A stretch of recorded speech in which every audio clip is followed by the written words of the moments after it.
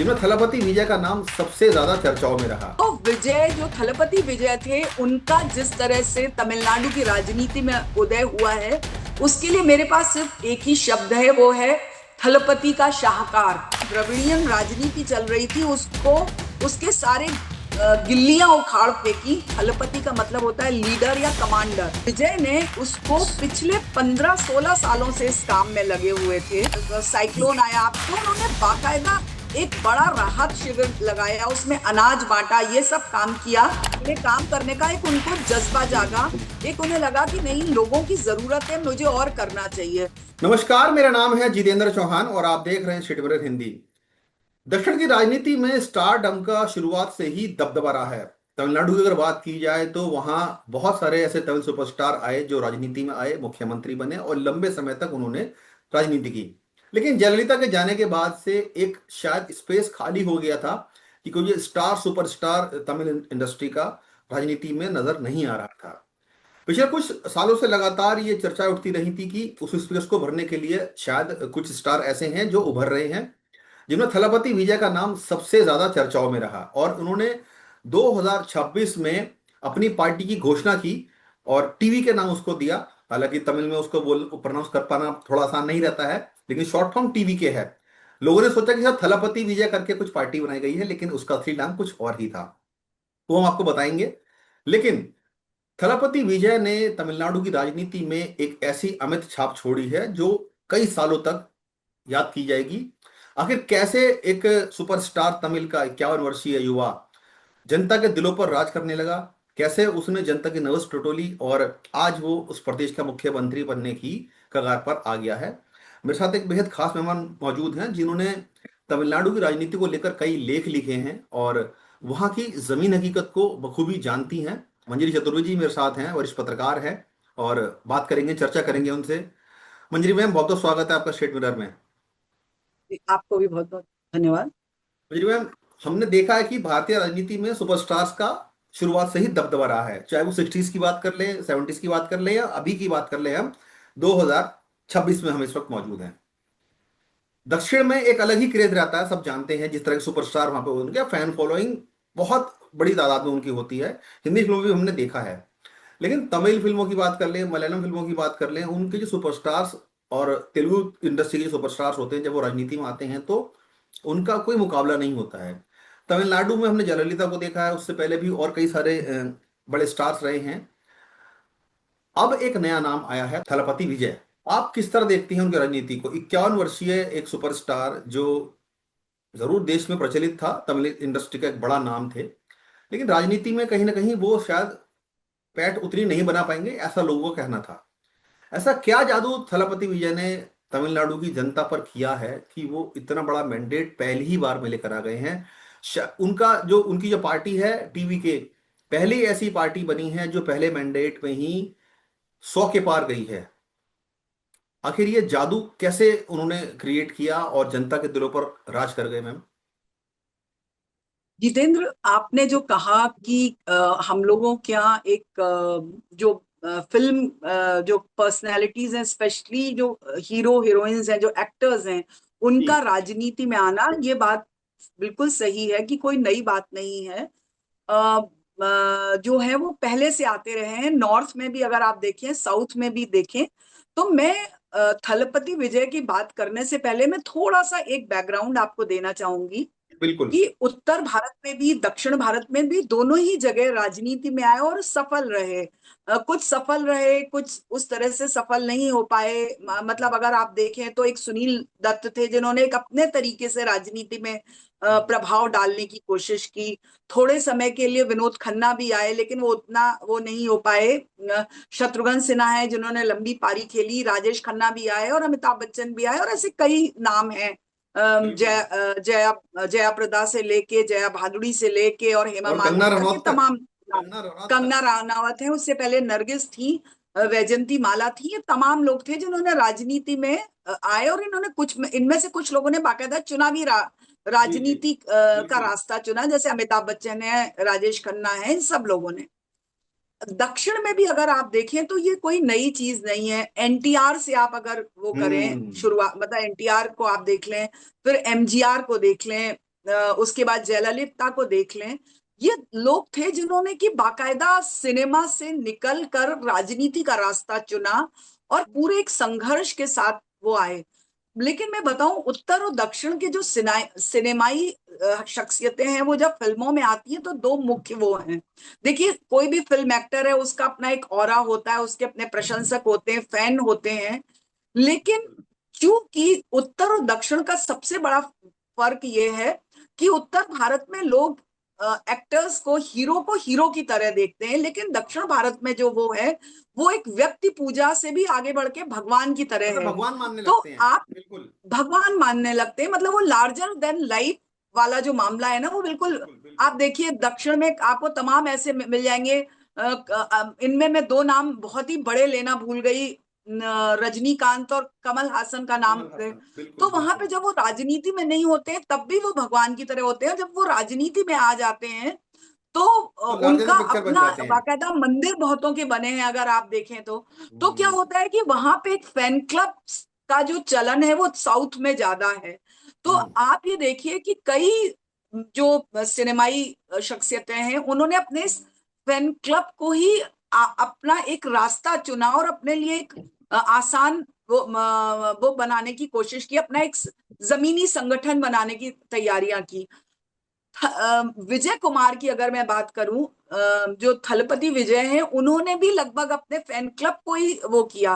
और अगर हम सिनेमा के शब्दों में कहूं, तो विजय, जो थलपति विजय थे, उनका जिस तरह से तमिलनाडु की राजनीति में उदय हुआ है, उसके लिए मेरे पास सिर्फ एक ही शब्द है, वो है थलपति का शाहकार। हम्म, है ना, कि उन्होंने अपने, जैसे कहते हैं ना, कि पहली अपने डेब्यू में ही उन्होंने दक्षिण भारत में पिछले 50 सालों से जो द्रविड़ से ज्यादा जो द्रविड़ियन राजनीति चल रही थी, उसको, उसके सारे गिल्लियां उखाड़ फेंकी और हम्म, उन्होंने पहली बार में ही सेंचुरी क्रॉस कर दी। बिल्कुल जिसे आंधी हम आई है एक तरीके क्रिकेट, से।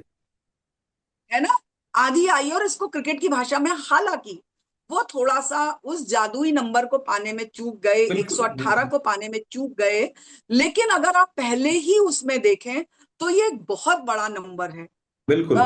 मैं जितेंद्र यहाँ पे एक बात बताऊं कि विजय ने जो ये है, वो राजनीति में आज जिस भी मुकाम पे वो पहुंचे हैं, वो उनका कोई अचानक उदय नहीं। ठीक है, राष्ट्रीय राजनीति में मैं आज मैं वो मैं दिखाई यही देते समझना चाह हैं। रहा हूँ आपसे मंजरी में, मैं यही समझना चाह रहा हूँ आपसे कि आखिर ये अचीव कैसे किया उन्होंने, इतनी बड़ी जीत, इतना बड़ा मैंडेट। देश का पहला राजनीतिक दल बना है जिसने सेंचुरी मारी है अपने पहले ही ओपनिंग मैच में राजनीति के। बहुत बड़ी जी बात है। जी जी। कैसे अचीव किया उन्होंने, ऐसा कौन सा जादू चलाया, कौन सी जादू की छड़ी चलाई, मैं वो समझना चाहता हूँ आपसे। जितेंद्र, देखिए, मैं छोटी छोटी दो तीन पॉइंट्स हैं, उसको मैं बताऊंगी कि ऐसा नहीं है कि इन्होंने कोई अचानक किया हो। थलपति हम्म, बाकायदा तैयारी कर रहे थे। बाय द वे, मैं बता दूं, थलपति का मतलब होता है, तमिल में थलपति का मतलब होता है लीडर या कमांडर। हम्म, तो अब वो वाकई तमिलनाडु के नए कमांडर हैं, नए थलपति हैं। तो हम्म। उन्होंने, विजय ने उसको पिछले 15-16 सालों से इस काम में लगे हुए थे। उन्होंने देखा कि जब उनका अपना, और वो बहुत सुपरस्टार हैं, उनका अपना एक ऑरा है, लोग उनके हम्म, दीवाने हैं। आज भी जब, और आज भी जब उनकी फिल्में रिलीज होती हैं, और अभी वो राजनीति में आने के बाद उनकी एक फिल्म अभी अगले कुछ महीने में, शायद 1 या 2 महीने में रिलीज होना जा जी। रही है।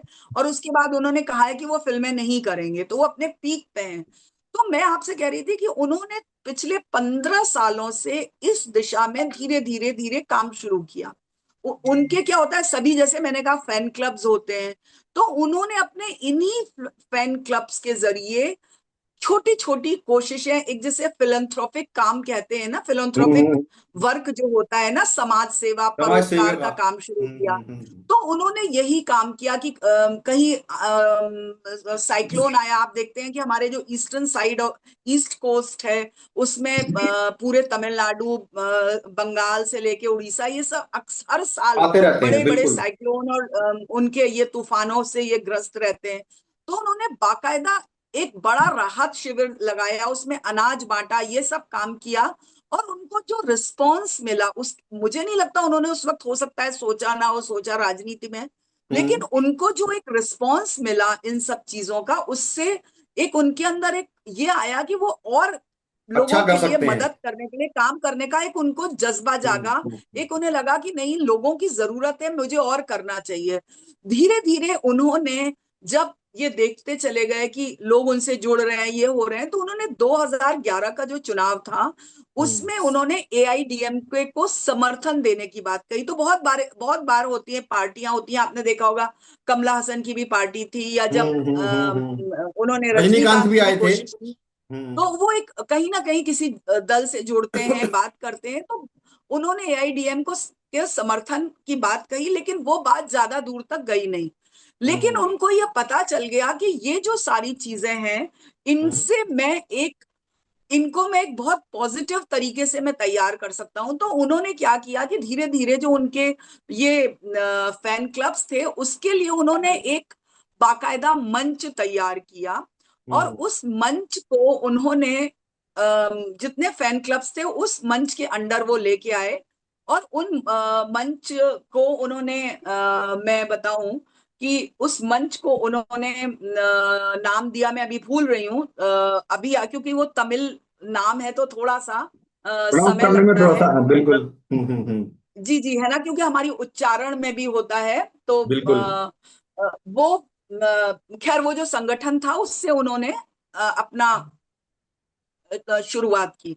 फिर वो लगातार काम करते रहे, उन्होंने एजुकेशन के लिए काम किया। मतलब जो गरीब लोगों के बच्चे थे, किसानों के बच्चे थे, उनके एजुकेशन के लिए काम किया। उनके जो प्रतिभाशाली, मतलब जो टैलेंटेड बच्चे थे, उनको स्कॉलरशिप देना, उनको प्राइज देना, या उनके लिए कोचिंग की वो करना। उसके बाद उन्होंने रक्त ब्लड डोनेशंस के तमाम वो कैंप लगाते थे।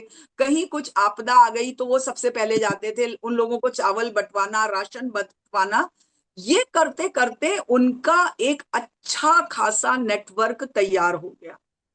उसके हम्म। बाद उन्होंने क्या किया कि उनको जब लगा कि ये सारा जो मेरा संगठन है ये तैयार हो गया है, और ये जो फैन क्लब्स थे, उसके बाद इन्होंने उसको और ऑर्गेनाइज किया। और इस कदर ऑर्गेनाइज किया कि इस अम्ब्रेला के तहत उन्होंने देश भर में हजारों अपने फैन क्लब्स बनाए। और जो ये फैन क्लब्स के जो लोग थे, जो उनके वर्कर्स थे, वो जमीनी स्तर पर सर उनके और ग्रास रूट लेवल पे वर्कर्स उनके लिए एक ब्रिज का, एक पुल का काम करने लगे कि उन तक हम्म। मदद पहुंच रही है, कि उनकी क्या समस्याएं, उनको हम कैसे दूर कर सकते हैं, ये सब उन्होंने करना शुरू किया। और उसके बाद अगर आप देखें कि 2021-22 में उन्होंने लोकल बॉडीज, जो इलेक्शन होते हैं, जो स्थानीय हम्म। निकाय के चुनाव होते हैं, उनमें अपने इन्हीं फैन क्लब्स के जो मेंबर्स थे, उनको उनको उन्होंने टिकट दिया। उनको टिकट नहीं दिया, उन सबको इंडिपेंडेंट लड़ने के लिए कहा। और जो इस ऑर्गेनाइजेशन से जुड़े, इस मंच से जुड़े हुए जो लोग थे, उनमें एक 169 सीटों पे ये चुनाव हुए, जिसमें से 115 सीटें जो थी वो विजय के लोगों ने जीती। हम्म। तो ये जो एक जीत थी, जो हालांकि उन्होंने किसी बैनर के लिए नहीं, लेकिन किसी के लेकिन उससे अंजलि नहीं मैम, किया। हमारी देश की राजनीति की बड़ी विडंबना भी रही है, आप भी उसको समझती हैं अच्छे से, कि जिस देश में जात पात और धर्म की राजनीति पूरे रगों में घुसी हुई हो, उस जगह, उस देश में एक ऐसा शख्स इतनी सीटें लेकर आता है जो क्रिश्चियन है, उसकी माता हिंदू हैं, और तमाम तरह की बातें सामने है कि वो नमाज पढ़ते हैं खुद जाके मस्जिदों में, और मदरसों में जाते हैं, गुरुद्वारों में जाते हैं, मंदिरों में जाते हैं। वो कैसे एक शख्स ने जात पात, ऊंच नीच की राजनीति को धता बताते हुए ये ऐसा किया है, ऐसा क्या किया? क्या वो समीकरण बने, आपको लगा कि इस जिस देश में राजनीति पूरे धर्म और जाति के नाम पर चलती हो, बंगाल, वो तमिलनाडु में, वो सब वहां पर नहीं हुआ? विजय, मुझे अचानक वो नाम याद आ गया है। उस संगठन का नाम था विजय मयक्कल इयक्कम। हम्म। विजय मयक्कल इयक्कम। अब ये जो संगठन था, मैं आपसे बात करी थी, सिर्फ 1 मिनट इस हाँ विषय पे हाँ, और बिल्कुल लूंगी। बिल्कुल उसके बिल्कुल। बाद जब ये पूरा उनके 115 लोग जीत गए, उसके बाद 2024 में वो तैयारी कर, उनके दिमाग में फिर एक आता है कि हम अब इसको राजनीतिक रूप से जमीन हम तैयार करें इन्हीं के जरिए, और अब हम प्रॉपर पार्टी एक अपनी बनाएं। और फिर फरवरी 2024 में वो टीवी के, जिसे तमिल वेट्री कशगम कहा जाता है, मतलब हम्म। तमिल, जिसका तमिल में अर्थ है तमिलनाडु की विजयी पार्टी, वो हम्म। पार्टी अस्तित्व में आती है। और फिर धीरे धीरे उनका ये कारवां जुटता जुटता जाता है, और फिर वो 2 साल से एक गंभीरता से वो चुनाव की तैयारी करते हैं 26 के लिए। और फिर उनकी टीम में लोग जुड़ते हैं। आपने अभी जो बात कही कि तमिलनाडु की राजनीति में तमाम जातिगत समीकरण है, देखिए, उत्तर भारत में जिस तरीके से मुस्लिम, गैर मुस्लिम, ईसाई, मतलब हिंदू, ईसाई, ये जैसी चीजें हैं, वो दक्षिण भारत में उस तरीके से नहीं है। समाजवाद, मतलब एक सामाजिक वो तो है, जातिगत व्यवस्था है, सब कुछ है। लेकिन आप ये देखिए, वो ये सब कुछ उस तमिलनाडु में कर रहे थे जहां जो पेरियार की धरती मानी जाती है। पेरियार वो थे जिन्होंने एक सामाजिक न्याय की बात काय की। की बात की वो थी। उन्होंने अम्बेडकर के रास्ते पर वो चले और उन्होंने सामाजिक न्याय की बात कही। अगर आप विजय का मैनिफेस्टो देखें और अगर आप उनकी पार्टी का लोगो देखें, वो भी इसी तरह से सामाजिक न्याय और समता मूलक समाज की बात करता है। हम्म। इसीलिए आप देखें ना कि उन्होंने गरीबी उन्मूलन जैसे मुद्दे हों, और महिला सशक्तिकरण जैसे, इन तमाम चीजों में बिल्कुल जो ग्रास रूट लेवल के प्रॉब्लम्स हैं, ग्रास रूट लेवल की जो समस्याएं हैं, उनसे जुड़े मुद्दे हैं, उन पर वो लगातार काम कर रहे हैं। तो और उससे भी बड़ी बात है कि टीवी के ने जो 5 नायकों को, जिन्हें हीरो कहते हैं, उनको अपना एक प्रेरणा स्रोत बताया। अब आप देखिए कि उनके जो 5 जो चेहरे हैं वो भी कितने हैं। उसमें पहला जो चेहरा है बाबा साहब अंबेडकर का। अम्बेडकर का है। आप जानते हैं बाबा साहब अंबेडकर जो है हमारा, जो पूरा एक संवैधानिक, जो हमारा उसका आधार ही बाबा साहेब और उनके बिल्कुल सिद्धांत हैं। बिल्कुल बिल्कुल। दूसरा वहाँ पेरियार, पेरियार को मैंने बताया कि जिस तरह से उन्होंने समाज के जो दबे कुचले निम्न हुए वर्ग के लोग लोगों थे के लिए जो उनको काम किया था उन्होंने। करने की कोशिश की। फिर हम्म। आप आ जाइए, उन्होंने तीसरा चेहरा बनाया कामराज को। कांग्रेस के बहुत बड़े नेता बहुत थे, बड़े नेता थे। लेकिन उन्होंने साफ सुथरी राजनीति की बात कही। उन्होंने भ्रष्टाचार मुक्त प्रशासन की बात कही। और वो तमिलनाडु की राजनीति में शिक्षा के क्षेत्र में बहुत पाइनियर हम्म। माने जाने जाते हैं, जिन्होंने शिक्षा के लिए काम किया। काम किया। चौथा नाम आता है रानी, रानी का नाम मैं भूल, फिर अभी मैं कह रही हूँ, नाचियार वेलु करके हैं उन्होंने। तो वो उनकी स्थिति जो अपने यहाँ रानी झांसी की है, बिल्कुल उसी तरह। वो न सिर्फ मतलब एक रानी होके उन्होंने वहां से बाकायदा अंग्रेजों से लोहा लिया, आजादी के लिए किया, और वो एक महिला सशक्तिकरण का प्रतीक थी। मिसाल मिसाल और थी। तीसरा, हम्म। जी, और जो पांचवा नाम आता है वो है अंजलि अम्माल। अंजलि अम्माल एक साधारण परिवार से आने वाली महिला थी, जिसने स्वतंत्रता संग्राम में न सिर्फ हिस्सा लिया, ब्रिटिशों से बाकायदा लोहा लिया, मोर्चा लिया, और उन्होंने समाज के लिए बहुत काम किया, खास करके निचले वर्ग से जुड़े हुए जो लोग थे। हम्म। अब अगर आप इन 5 चेहरों, और ये जो 5 चेहरे थे, आप टीवी के कि किसी भी बैनर पोस्टर पे चले जाइए, आपको ये 5 चेहरे दिखते थे। तो जाहिर सी क्योंकि बात है क्योंकि आज उन्होंने भी भी देखिए, जो जैसा आप बता रही हैं, उन्होंने भी उन्हीं लोगों को चूज जी किया कि जो सीधा जनता से कनेक्ट करते थे, जिन्होंने देश के लिए कुछ जी, हाँ, कुछ जो कि काम किया है। देश के और खास और करके यही वो दिखाना तमिलनाडु चाहते के थे कि मैं भी राजनीति के, मैं भी उन्हीं की राहों जी पर जी चलने वाला बिल्कुल, इंसान हूँ। बिल्कुल जीतेन, जो तमिलनाडु की राजनीति में अपना एक खास स्थान रखते थे। बिल्कुल। मतलब आज ये उसी तरह की बात है कि जैसे महाराष्ट्र में शिवाजी, लेकिन लेकिन शिवाजी मंजरी, इस जैसा पर बड़ा सवाल नाम। सवाल वही था, हालांकि बहुत लंबा इसको हमने खींच लिया है, लेकिन जो मैं आपसे कह रहा था कि जातीय समीकरणों को किस तरीके से तोड़ा है इन्होंने, जो जातीय भेदभाव की राजनीति हमारे देश में एक रगों में घुसी हुई है, उसको किस तरीके से तोड़ा इन्होंने, क्या सिर्फ इन्हीं के मैं इन्हीं। उसी से आपको मैं आपको उसी हम्म। से वो कर रही हूँ। उसी मुद्दे पे मैं वापस आ रही हूँ कि अगर आप देखें कि ये जो लोग, इन जो लोग हैं, ये इनमें से 5 में से पेरियार, कामराज और हम्म। संविधान, ये तो समता मूलक और न्याय व्यवस्था की बात करते हैं, सबको समान अधिकार की बात करते हैं, जहां कोई जाति जाति का भेदभाव का कहीं कोई है नहीं। फिर दूसरी बात है कि उन्होंने उस पेरियार को चुना, को अपना प्रेरणा माना, जिसको जिस को अपना प्रेरणा मानते हुए डीएमके और एआईडीएमके 50 साल एआईडीएमके से पर ज्यादा की बिल्कुल, राजनीति करते रहे हैं। बिल्कुल, तो बिल्कुल। आप ये देखिए कि वहां पर खासी जो तादाद है वो सिर्फ मुस्लिम और ईसाइयों की नहीं है, वहां पे दलितों की भी बहुत है, खासी संख्या बहुतायत है, में है। जिसका प्रतिनिधित्व हमेशा से डीएमके और एआईडीएमके करते हैं। सवर्ण वहां पे, अब जयललिता अगर वहां पे एक ब्राह्मण होने के बाद भी मुख्यमंत्री बनी, तो उन्होंने पेरियार के ही सिद्धांतों पे चली, पेरियार के ही काम को आगे बढ़ाया।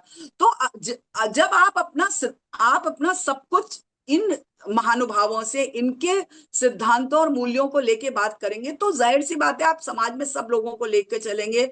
और यही वजह है कि वो आसानी से, देखिए क्या है, एक सिनेमाई उनका करिश्मा, उनके फैन बिल्कुल। क्लब जमीनों पे, उनके जो फैन क्लब्स थे वो उन्होंने, जैसे संगठन होता है ना राजनीतिक दलों का, ये उस तरह हम्म। से उन्होंने काम किया लेकिन ग्रासरूट आपको लेवल लगता है पे। कि मंजरी मैम, क्या आपको लगता है कि भले ही वो सत्ता में आ गए हो, पूरा मैंडेट नहीं मिला हो, सरकार के लिए डोरे डालना शुरू कर दिया कांग्रेस ने भी और अन्य दलों ने भी कि भाई हम मिलकर पार्टी सरकार बनाते हैं, क्या लगता है कि आपको, हमने कई ऐसे एग्जाम्पल देखे हैं देश में कि बहुत सारी नई पार्टी उभर कर सामने आई, क्या उनका हश्र हुआ है और किस तरह की राजनीति उन्होंने की है।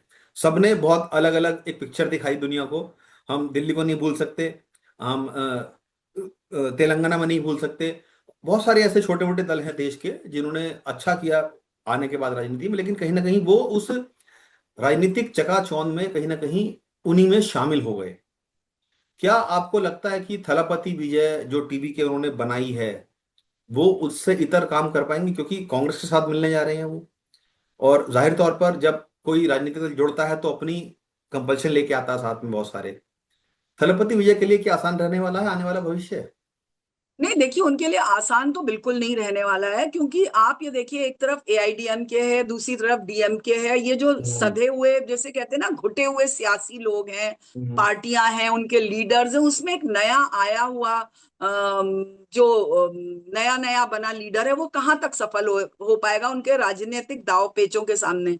लेकिन आज तमिलनाडु ने उनको अपना मैंडेट दिया है, क्योंकि दिक्कत क्या थी कि वहां पे भ्रष्टाचार, ये सब लोग, जनता देख देख के परेशान हो चुकी थी, कि जैसे कहते हैं ना कि कभी सांपनाथ कभी नागनाथ, कभी ये तो कभी वो, कभी, मतलब जो पूरी सत्ता थी उन्हीं दोनों पालों के बीच में झूल रही थी। तो लोगों को एक, जब उन्होंने कहा कि हम एक साफ सुथरा प्रशासन देंगे, भ्रष्टाचार मुक्त एक सरकार देंगे, हम सबको साथ लेके चलेंगे, समता मूलक की बात करेंगे, तो उस समय में जो पिछले 5 दशकों से वहां एक होता है ना आदमी, लोग आजिज आ जाते हैं तो कहते हैं चलो इस बार कोई नए पे ही दांव लगा देते हैं। हम्म, वही स्थिति जैसे दिल्ली में केजरीवाल के साथ हुई थी, बिल्कुल। तो वही स्थिति इनके साथ हुई है। जाहिर सी बात है, इनके लिए हालांकि ये कोई आसान नहीं होगा 5 साल सरकार चलाना, क्योंकि आप देखिए इनके ऊपर कुछ केसेस भी हैं। इनका भी अगर देखें तो जो कुन्नूर में हम्म, एक घटना हुई थी, स्टैम्पीड हुआ था, उसका स्टैम्पेड मामला हुआ था, अभी भी, बिल्कुल। हाँ, वो अभी भी है। इसी तरह से अगर आप देखें तो इनके इनके कुछ इनकम टैक्स या कुछ इस तरह की भी मामले हैं। तो क्या बीजेपी इनको कितना खुला हाथ देने देगी, कितना उनको सरकार, हालांकि मोदी जी ने फोन करके कहा है कि हम आपकी पूरी मदद करेंगे, मतलब आपको केंद्र से तमिलनाडु को जो भी नहीं, सहयोग मदद मदद कैसे करेंगे? सवाल ये सहयोग भी चाहिए उठता होगा है। वो हम देंगे। सवाल ये भी लेकिन उठता है कि सवाल मदद ये है कैसे कि करेंगे? वही वही वही कि आप देखिए कि स्टालिन चिल्लाते चिल्लाते चले गए, ममता बनर्जी चिल्लाती चिल्लाती चली गई, और भी जो गैर भाजपाई सरकार शासित राज्य हैं, वो सब कहते हैं हमारा जीएसटी का पैसा नहीं मिलता, जो हमारा हक का पैसा है वो हमें नहीं मिल वो नहीं पा रहा है, मिलता, बिल्कुल। हमें वो चीजें नहीं मिल पा रही हैं। तो ऐसी स्थिति में कितना आसान होगा। हो सकता है वो नए नए आए हैं तो उनको अभी थोड़े समय केंद्र लगेगा। सरकार उनके प्रति दरियादिली दिखा दे, लेकिन जाहिर सी बात है कि अगर वहां पर वो बहुत ज्यादा बीजेपी के उसमें ना इशारे, मतलब बीजेपी के नजदीक नहीं आते हैं, तो बीजेपी 1 साल 2 साल बाद फिर उनको उनको उनकी जगह दिखाने वो करेगी। दूसरी बात है, आप ये देखिए कि बीजेपी की कोशिश है कि वो एआईडीएम के सहारे सहारे। थलपति तक पहुंचने की कोशिश करे, जिसको एआईडीएमके को लोगों ने क्यों नहीं मौका दिया, इसीलिए क्योंकि उसके लिए माना जा रहा था कि ये बी टीम है बीजेपी की। बीजेपी तो की। बीजेपी कोशिश कर रही है कि उसको एआईडीएमके के सहारे अपने खेमे में लाने की कोशिश कर रही है। हालांकि विजय लगातार मना कर रहे हैं, लेकिन देखिए, जैसा कि आप भी जानते हैं कि इस देश में बहुत सारी सरकारें चुराई गई हैं, गिर हम्म। गई हैं, चोरी हो गई हैं, विधायक चले गए हैं। अब ऐसे समय में एक नया नया व्यक्ति जो एक अभी जिसने शुरुआती पहला ही कदम है उसका, वो कहाँ तक अपने लोगों को संजो के रख पाता है, कहाँ तक वो करवा पाता है, ये भी देखना अपने आप में एक बड़ी बिल्कुल बात है। बिल्कुल सही कहा आपने, आसान रहने वाला नहीं है। और थलपति विजय एक नया सुपरस्टार तमिल राजनीति में उभर कर सामने आए हैं। और जिस पिच पर वो खेल रहे हैं, इतनी आसान वो रहने वाली है नहीं है, क्योंकि बहुत सारे ऐसे राजनीति के धुरंधर बैठे हैं जो बाउंसर मारने के लिए उनके पास सामने खड़े रहेंगे। और देखना होगा कि थलपति विजय की जो राजनीति है वो किस तरीके से तमिलनाडु की जनता को अपना काम करके दिखाती है या मोहित करती है। क्योंकि जब जब नई पार्टी देश में आई है, कहीं ना कहीं शुरुआत में तो अच्छी चली है, लेकिन बाद में उनका हश्र क्या हुआ है वो भी हमने बखूबी देखा है। और उम्मीद कर सकते हैं कि थलपति विजय एक नई राजनीति की शुरुआत तमिलनाडु में करके दिखाएंगे। मंजरी जी, बहुत बहुत शुक्रिया आपका जुड़ने के लिए, सारी जानकारी देने के लिए कि किस तरीके से टीवी के का उदय हुआ, किस तरीके से टीवी के बनी, और थलपति विजय कैसे राजनीति के सुपरस्टार तमिलनाडु में उभर कर सामने आए। बहुत बहुत धन्यवाद आपका। धन्यवाद।